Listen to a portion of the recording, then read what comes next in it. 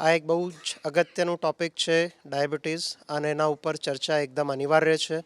જે પ્રમાણે ડાયાબિટીસ દેશમાં વધી રહ્યું છે, ગુજરાત રાજ્યમાં વધી રહ્યું છે, એના વિશે બહુ જ ડિટેલમાં ચર્ચા જરૂરી છે, જેનાથી કે લોકોને જાણકારી મળે. અને જેમ જાણકારી વધશે, લોકો આ તકલીફથી બચી શકશે, થતી તકલીફોથી બચી શકશે અને એક સારી સારવાર મેળવી શકશે.